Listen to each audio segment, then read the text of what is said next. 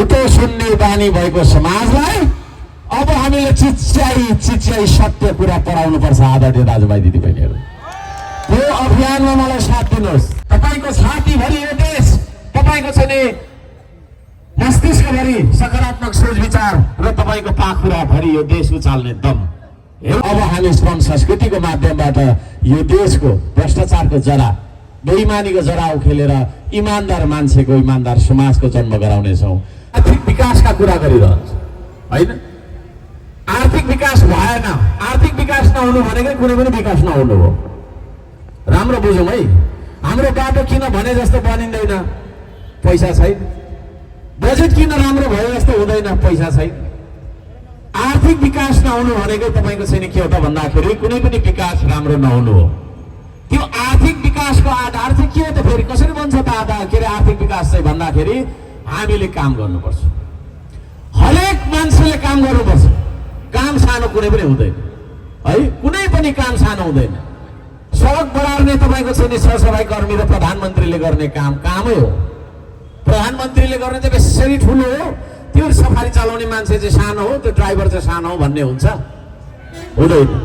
कामलाई सानो भन्नु हुँदैन। आदरणीय दाजुभाइ दिदीबहिनीहरू, कामलाई हेर्ने दृष्टिकोण अपमानजनक भएको कारणले कोही पनि काम नगर्ने, ठगेर खाने, घुमेर खाने भयो क्या। त्यसो भएको कारणले गर्दाखेरि प्रकृतिले दिएको सम्पदालाई सम्पत्ति बनाउनका लागि मान्छेको एउटा प्रयास शक्ति चाहिन्छ। त्यसलाई श्रम भन्नुपर्छ। श्रमलाई सम्मान गर्ने देश चीन भइसक्यो, श्रमलाई सम्मान गर्ने देश जापान भइसक्यो, चीनलाई तपाईँको छैन श्रमलाई सम्मान गर्ने देश आज दक्षिण कोरिया भइसक्यो। हामीले चाहिँ श्रमलाई जहिले पनि अपमान गरिरहने। यो श्रमप्रतिको हाम्रो धारणालाई परिवर्तन गर्नुपर्छ आदरणीय दाजुभाइ दिदीबहिनीहरू।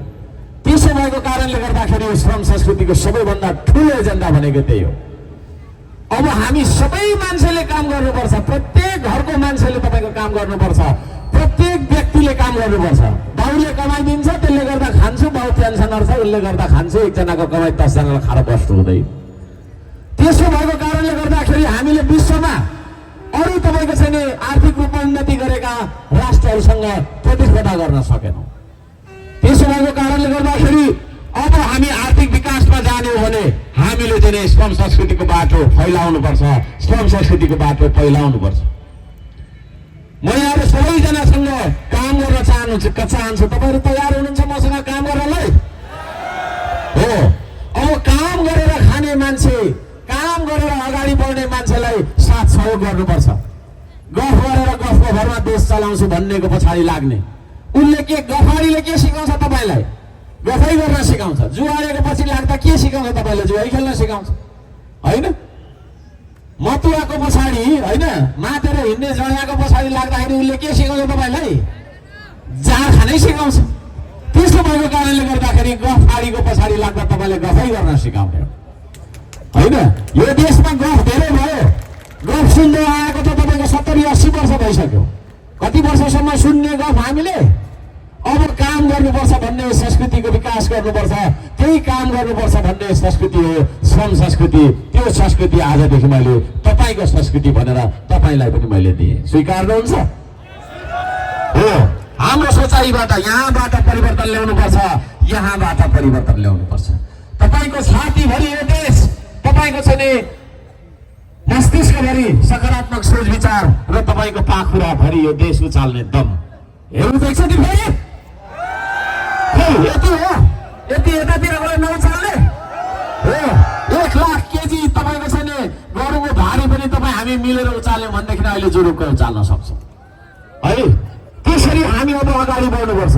हाम्रो छ नि राष्ट्रियता ढलिसकेको छ। आज हामीलाई यो माग्ने यो थाङ्ने भन्छ है। हाम्रो देशको राष्ट्र प्रमुख प्रधानमन्त्री जाँदाखेरि एउटा सेक्सन अफिसर कर्मचारी पठाएको होइन छिमेकी मुलुकले लिनलाई है।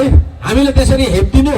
एउटा राजदूत आएर हाम्रो मन्त्रीहरूलाई भन्नु नसम्म भन्नुको गाली गर्छ भन्ने खबरहरू हामीले पढेको होइन, सुनेको होइन है। तपाईँको सर्वोच्च निकायमा बस्ने, हाम्रो देशको चाहिँ सबैभन्दा माथिल्लो औदामा बस्ने मान्छेलाई त्यसरी तपाईँको चाहिँ विदेशले अरू राष्ट्रहरूले किन अपमान गरिरहेको छ त भन्दाखेरि यो माग्नेहरूको देश हो। माग्ने जहिले पनि माग्छ। यो एउटा बाटो बनाउनुपर्छ मागेकै छ, एउटा पूर्व मागेकै छ, चुनाव त मागेकै छ, गाडी मागेकै छ, हरेक कुरा माग्नेहरूको थाङ्ने देश हो। यस्तो भयो हान्न खोजेको छ। त्यो ढल्दै गरेको राष्ट्रिय स्वाभिमानलाई हामीले उठाउने कि नउठाउने? यो चुनावको मात्रै कुरा होइन आदरणीय दाजुभाइ दिदीबहिनीहरू, यो हाम्रो स्वाधीनताको कुरा हो, यो हाम्रो स्वाभिमानको कुरा हो। त्यसरी हेपिएर बस्दैन अब नेपाली, अरूको जुठो पकाएर खाँदैन, आफै कमाएर खान्छ, आफै उमारेर खान्छ। त्यस्ता स्वाभिमानी नेपालीले जय बाटो भनिदिनुहोस्, जय बाटो भनिदिनुहोस्। हो यो जोस हाम्रो चाहिँ छातीमा आउनुपर्छ। मरेको जुनी बाँच्नु हुँदैन नेपालीले। अब खाली अरूले हामीलाई ठगेको छ, दलेको छ। हाम्रो देशको सरकारहरूले बनाइदिने, अरूले ढालिदिने, अरूले जे भन्छ त्यो हुने, यस्तो तरिकाले विदेशीको इसारामा यो देश चल्दैन। त्यो स्वाभिमानको अभियान हो, श्रम संस्कृतिको अभियान। खाली ढुङ्गा बोक्ने अभियान मात्रै रहेछ भनेर मलाई धेरै वर्ष आए। मैले ढुङ्गा बोकिरहँदाखेरि विदेशी ऋण लिएर होइन, म आफैले पानी खुवाउँछु भनेर मैले चाहिँ भिर पाखामा दुःख गर्दै गर्दा नेपाली समाजका केही बदमासहरूले, केही भ्रष्टाचार गरेर पेट पाल्ने मान्छेहरूले, केही विदेशीको कमिसनमा आफ्नो चाहिँ होइन परिवारलाई पाल्ने मान्छेहरूले, केही तपाईँको चाहिँ अन्य अत्याचार र भ्रष्टाचारका आधारमा राजनीति गर्ने मान्छेहरूले अनेक परीको नाम दिए। ढुङ्गे, पाखे, गदा, गोरु, के भरको अपमानजन्य नामहरू दियो मलाई, होइन? तर अब बुझ्दैछ होला अर्का साम्पाङले त्यो पाखामा किन ढुङ्गा बोकेको रहेछ, है? सिमानाको पर्खाल भत्किँदाखेरि, सिमानाको पिलर भत्किँदाखेरि, महाकालीको सिमाना मिचिँदाखेरि मेचीदेखि ढुङ्गा अभ्यास गर्दै किन लगाउने कि नलाउने? त्यो जोस तपाईँको हातमा, तपाईँको छैन छातीमा छ भने मात्रै तपाईँ नेपाली हो। हाम्रो सिमाना लडिरहँदाखेरि चुप लाग्नुपर्ने, हाम्रो स्वाभिमान लडिरहँदा चुप लागिराख्नुपर्ने, हाम्रो अनेक परेको छैन तपाईँको छैन जलेर नष्ट हुँदा हामी चुप लागिराख्नुपर्ने। ती सम्पूर्ण कुराहरू अब नेपालीले सहनु हुँदैन। आदरणीय दाजुभाइ दिदीबहिनीहरू, हामी सार्वभौम देशको मान्छे हो कि होइन? त्यसो भएको कारणले गर्दाखेरि इतिहासमा कहिले पनि उपनिवेश नबनेको देश, इतिहासमा कहिले पनि विदेशीले तपाईँको छैन हामीलाई नटेकेको देशमा बाँचिरहेको स्वाभिमानी नेपालीलाई हिजो आज राजनीति गर्छु भन्ने केही चिल्ला चाप्ला बोल्ने मान्छेहरूले, है? केही तपाईँको छैन टाठा हो भन्ने मान्छेहरूले चिप्लाउँदै गरेको देखिरहेको छु। यहाँहरू सबैजनालाई म जागा रहनका लागि, सचेत रहनका लागि अनुरोध गर्न चाहन्छु। पृथ्वी राउन्जेलसम्म यो देशलाई राख्ने कि नराख्ने? तपाईँ पृथ्वी राउन्जेलसम्म यो देशलाई राख्ने हो, हाम्रो राष्ट्रिय झण्डा चन्द्र सूर्य झण्डालाई राख्ने हो, राष्ट्रिय स्वाभिमान। हामी पनि यो तपाईँको छैन सार्वभौम मुलुकका ससम्मान बाँच्न सक्ने नागरिक हौँ भनेर विश्व सामु ससम्मान शिर ठाडो बनाएर उभिने हो भने आदरणीय दाजुभाइ दिदीबहिनीहरू, हामीले आज विचार गर्नुपर्छ, हामीले विचार गर्नुपर्छ। म यहाँहरू सबैजनालाई बोलाउन आएको छु, म तपाईँहरूलाई पढाउन आएको छैन, म तपाईँहरूलाई सिर्फ जगाउन आएको छु। तपाईँ आफै शिक्षित मान्छे हो, बुझ्ने मान्छे हो, यहाँ म भन्दा धेरै विश्लेषकहरू हुनुहुन्छ होला तपाईँहरू, तर यो देशका लागि मैले तपाईँहरूलाई, यो देशको अस्तित्व, तपाईँ हाम्रो भविष्य, तपाईँ हाम्रो नानीहरूको भविष्य, हाम्रो सन्तानको यो देशको भविष्यका लागि जुट्नुपर्छ भन्ने आह्वान लिएर आएको छु। आदरणीय दाजुभाइ दिदीबहिनीहरू, हामी धेरै कुराहरू गरेर बसिरहन चाहन्नौँ। कुरा छोटो हुन्छ, पर्याप्त बुझ्न सकिन्छ। हामीले धेरै कुराहरू भनेर मैले तपाईँहरूलाई चाहिँ यहाँ सम्झाइरहन बुझाइरहन म चाहन्न। तपाईँहरूले बुझिसक्नु भएको छ श्रम संस्कृति के को लागि आएको छ। श्रम संस्कृति मान्छेलाई परिवर्तन गर्नका लागि आएको छ, आर्थिक विकासलाई गर्नका लागि आएको छ। यहाँनिर तपाईँका छैन विभिन्न खालका व्यथितिहरूलाई चिर्नका लागि आएको छ। यो देशमा भ्रष्टाचारले देश बिग्रियो भन्ने हामी थुप्रै छौँ नि, छैनौँ? यदि यो देश भ्रष्टाचारले बिग्रिएको भने त्यो भ्रष्टाचारको जरा चाहिँ कसरी उखेल्ने त भन्दाखेरि एउटा व्यक्ति नसुधारिकन समाज सुध्रिँदैन। त्यो व्यक्तिको आचरणलाई सुधार्नका लागि एउटा सामाजिक जागरणको अभियान चाहिन्छ, है? एउटा तपाईँको फटा मान्छेलाई पक्रेर प्रहरीलाई बुझाएर मात्रै उसले जेल भुक्तान गराएर ऊ छुटेर आएर मात्रै हुँदैन, फेरि अर्को अपराधी उस्तै खालको जन्मिन्छ। त्यसो भएको कारणले गर्दाखेरि सामाजिक मनोविज्ञानभित्र नै हाम्रो श्रम संस्कृति हुनुपर्छ। आज म जे सोचिरहेको छु त्यही तरिकाले तपाईँहरूले पनि भोलि सोच्नुहुनेछ भन्ने मलाई विश्वास छ। हामी यसरी बोलिसकेपछि, यसरी सोचिसकेपछि हामी अरूलाई ठग्दैनौँ, अर्का साम्पाङहरूलाई ठग्दैन। तपाईँ पनि हर्क सामान जस्तो बन्न चाहनुहुन्छ भने तपाईँले पनि ठग्नुहुन्न, हामी सबैले कसैले पनि ठग्दैनौँ भने भ्रष्टाचार हुने कुरा भयो? भएन। तर जबसम्म ठग्नुपर्छ भन्ने खालको सोच विचार हाम्रो समाजमा व्याप्त रहन्छ तबसम्म हामी ठगी नै रहन्छौँ। ठग्ने मान्छे तपाईँको चाहिँ दलाली गर्छ, माफियागिरी गर्छ, भ्रष्टाचार गर्छ। त्यस्तै भ्रष्ट मान्छेहरूले तपाईँको माथि पुग्दाखेरि देश बेच्ने हो, देशको स्वाधीनता बेच्ने हो, देशका नदीनाला बेच्ने हुन्, के सन्धि सम्झौता भन्ने, एमसिसी फेमसिसी भन्ने होइन, अनि यसो चाहिँ गर्ने के भन्ने। अब चिल्लो चाप्लो बोल्ने, हामी अब भ्याउँदैनौँ पनि, आफ्नो व्यवसाय पो गर्नु कि उता उभो गर्नु, उसलाई पो हेरि हिँड्नु। कुनै नेताको तपाईँको चाहिँ हामीले चाहिँ जासुसी गरेर साध्य हुन्छ? त्यसो भएको कारणले इमान्दार नेता जन्माउने हो भने, इमान्दार मान्छे जन्माउने हो भने, इमान्दार नेपाली तपाईँको चाहिँ समाज बनाउने हो भने अब एउटा संस्कृतिको खाँचो छ, त्यो भनेको काम गर्ने संस्कृति। काम गर्ने मान्छेले ठग्दैन।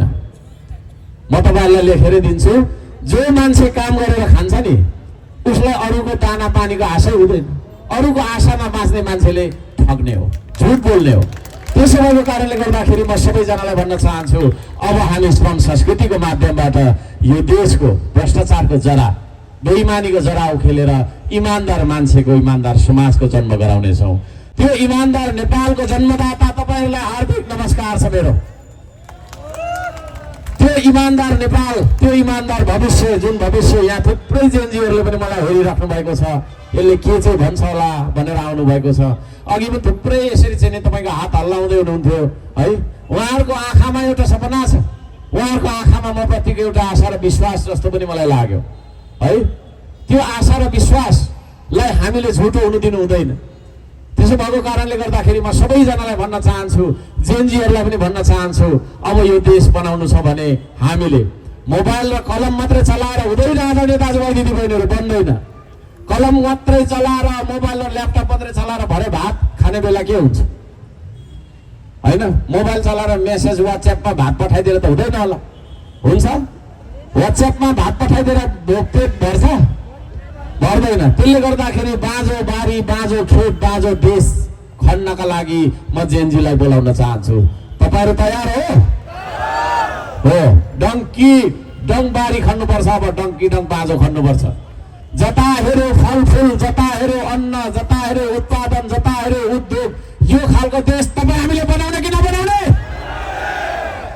खाली साउदी कतार र कोरिया धार हुन्छ? हुँदैन। त्यसका लागि तपाईँको चाहिँ यही खालको विचार बोकेको मान्छे माथि नीति बनाउने ठाउँमा पुग्नुपर्छ। तपाईँहरूले मलाई साथ दिनुहोस्। मैले भनेको छु, श्रम संस्कृतिलाई तपाईँहरूले चाहिँ नि होइन सरकारमा पुर्याउनु भयो, हामीले बहुमत पायौँ। 5 वर्षभित्र यो देशमा होइन थितिको शासन, भ्रष्टाचारलाई तपाईँको चाहिँ नि होइन रोकेर थितिको शासन चलाउन सकिएन भने, यो देशमा आर्थिक विकासको एउटा छलाङ मारिएन भने, भौतिक विकास र चेतना हरेक खालका विकासका आयामहरूमा देखिने र महसुस हुने परिवर्तन हामीले गरिनौँ भने म यो देशमा बस्दिनँ, देशै छोडिदिन्छु, शरणार्थी बन्छु है। यो यतिको तपाईँको चाहिँ प्रतिबद्धता कुनै अरूले दिन सक्छ जस्तो मलाई लाग्दैन। सक्छ? दियोस्, दिन सक्छ भने है, दियोस्, दिन सक्छ भने। मैले दिँदै गरेको तपाईँको मेरो प्रतिबद्धता यहाँ पनि दोहोऱ्याउन चाहन्छु। बुटवलको माटो छोएर कसम खान्छु, 1 रुपियाँ भ्रष्टाचार गर्दिनँ, गरेको छैन, गर्ने छैन।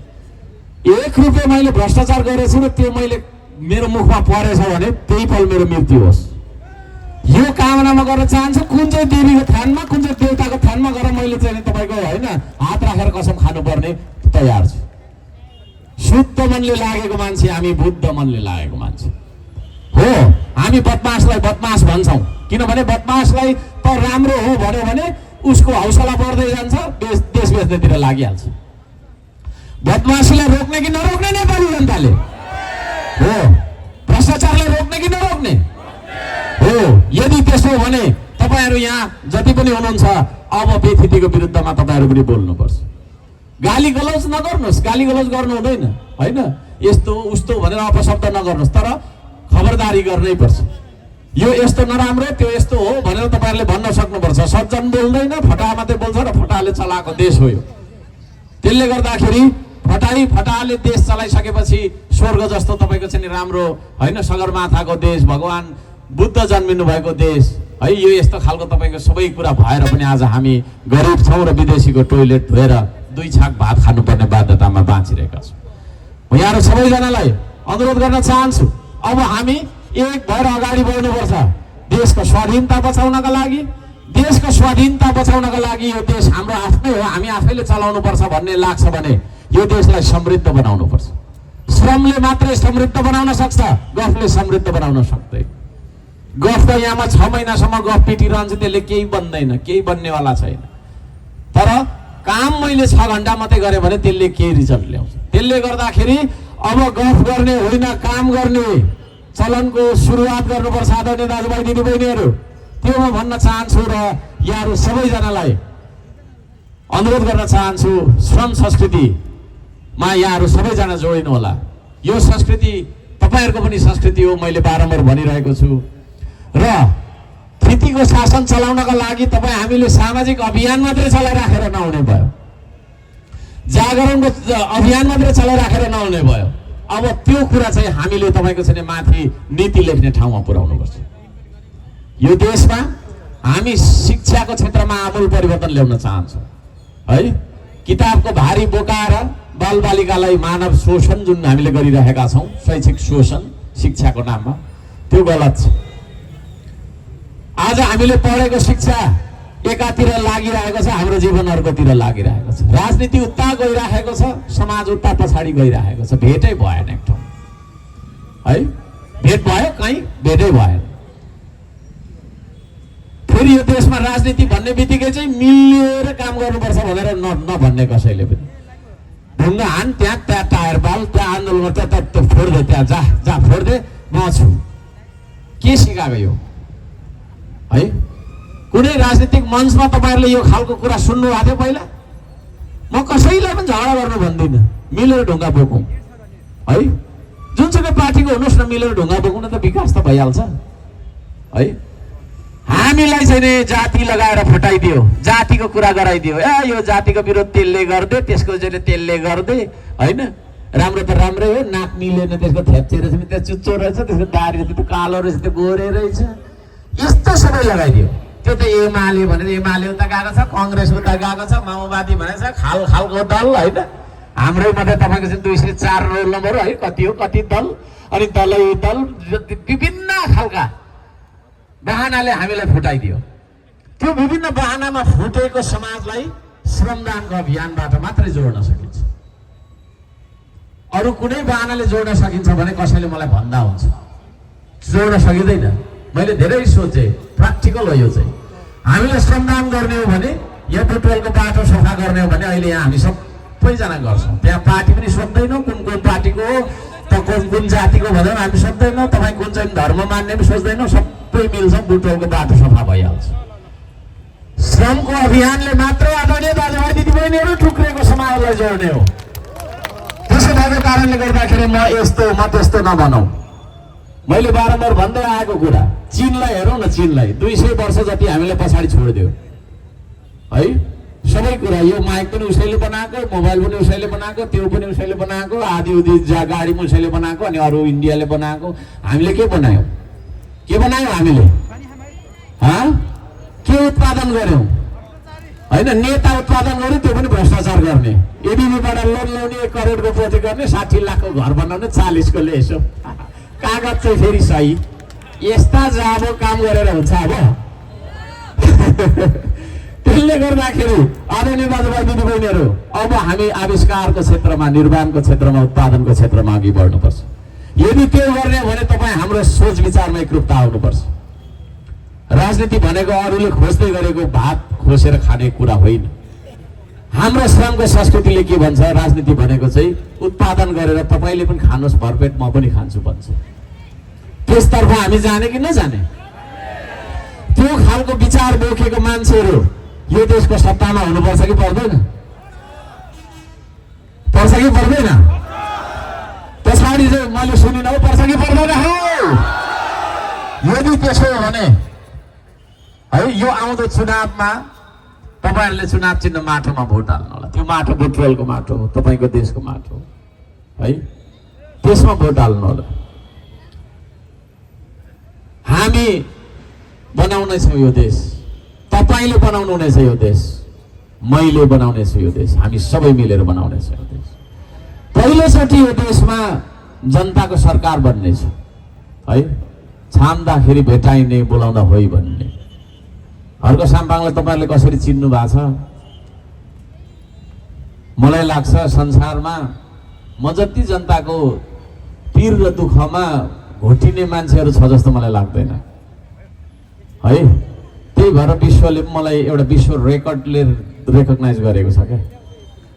त्यति हाम्रो भेट हुँदैन, टाढा टाढा बस्छौँ होइन। हो, जनताको घर बस्तीमा बाढी आउँदाखेरि भेलमा गएर है ढुङ्गाले खुट्टाभरि लाग्दाखेरिसम्म पनि जाली लगाइदिने मान्छे हो। जनताको धारामा आउने पानीको पाइप डढेर लाग्दाखेरि जङ्गलमै बास बस्दै आगो निभाउने मेरो म है। त्यो खालको मन भएको मान्छे यसो विचार गर्नुहोस्, यो देशको प्रमुख ठाउँमा पुग्यो भने कस्तो खालको शासन आउँछ होला होइन। धेरै कुरा म गर्दिनँ, फेरि घमण्डी भयो पनि भन्नुहुन्छ होइन। देशलाई बचाउनुको लागि मैले घमण्डी कुरा गरेको हो भनेदेखि त ठिक छ पनि भनेर भन्छु। त्यसो भन्दा फेरि कतिले फेरि घमण्डी भयो, ठुलो कुरा गर्यो भन्नु होला। तर यथार्थ कुरालाई यथार्थ भन्नु होइन। विदेशी दलाललाई त दलाल हो भन्दा म घमण्डी भएर एमसिसी कोले त भन्दा म घमण्डी भएँ भएन नि होइन। यो बुटोल हो भन्दा म घमण्डी भएन। बुटोल हो त बुटोल हो त, यो पोखरा हो भने हिँड्नु मैले होइन नि त्यो है। त्यसले गर्दाखेरि मेरो पुर्खाले मलाई कहिले पनि झुटो बोल्न सिकाएन। म त्यस्तै संस्कारमा हुर्किएँ है। त्यसले गर्दाखेरि सत्य बोल्दाखेरि हाम्रो समाज चाहिँ कस्तो रहेछ भने झुटो सुन्न मन लाग्दो रहेछ उसलाई। झुटो कुरा गर्यो, चिल्लो उसको बाहेकको कुरा गरिदियो भने ठिक छ भन्दो रहेछ।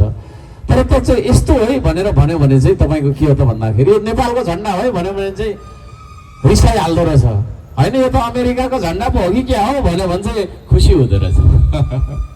भन्नुको मतलब झुटो सुन्ने बानी भएको समाजलाई अब हामीले चिच्याई सत्य कुरा पढाउनु पर्छ। आदरणीय दाजुभाइ दिदीबहिनीहरू, यो अभियानमा मलाई साथ दिनुहोस्। जबसम्म हामी झुटो कुरालाई अनुमोदन गरिरहन्छौँ, झुटा पार्टीहरूलाई, झुटा तपाईँको मान्छेहरूलाई अनुमोदन गरिरहन्छौँ, भोट दिइरहन्छौँ, तबसम्म यो देश बन्दैन है। तबसम्म यो देश बन्दैन। सतीले सरापेको देश भन्छ नि, त्यो सतीलाई सरापेको देशलाई तपाईँले त्यो सतीको श्रापबाट मुक्त गर्नका लागि अब तपाईँ आफै साँच्चै नै सत्य बोल्ने हिम्मत गर्नुहोस्। तपाईँबाट सुरु हुन्छ त्यो परिवर्तन। सत्य कुरा सुन्दाखेरि स्वीकार्ने बानी सुरु गर्नुहोस्, अनि सतीले दिएको श्रापदेखि मुक्त हुन्छ यो देश। होइन भने तपाईँ एउटा काम गर्नुहुन्छ, अर्कोले खुट्टा तानिरहन्छ, अर्कोले के गर्छ उसकोलाई अर्कोले ढुङ्गा हानिरहन्छ, के हुँदैन। त्यसो भएको कारणले अब हामी मिल्नुपर्छ। म त्यो भन्न चाहन्छु, धेरै कुरा म राख्न चाहन्न।